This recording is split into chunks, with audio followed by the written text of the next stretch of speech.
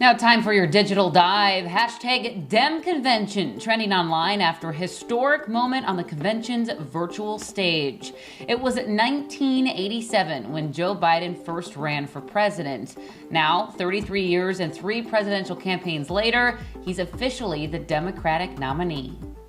This is our moment. This is our mission. May history be able to say that the end of this chapter of American darkness began here tonight.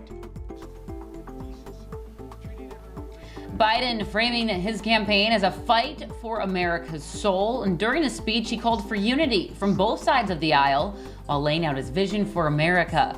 He vowed to rebuild the economy and to stop the coronavirus. And at one point, Biden spoke directly to families who lost loved ones during the pandemic.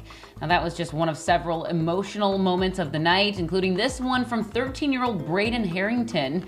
He told a story about meeting Biden and the impact it's had on his life ever since. About a few months ago, I met him in New Hampshire. He told me that we were members of the same club. We stutter.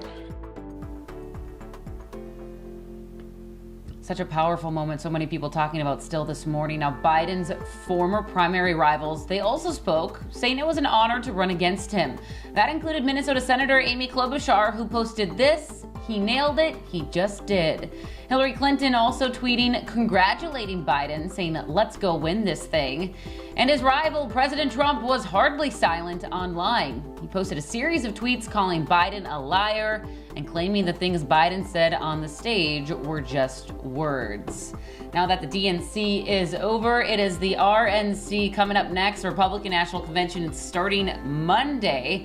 And many of the details of that still unclear at this point, but President Trump does plan to accept his nomination from the White House. Of course, Chris, we're going to keep you covered on that all week next week here on Sunrise. Yeah, and only 74 days till election night. It's coming up quicker than we all can imagine. Thanks, Alicia.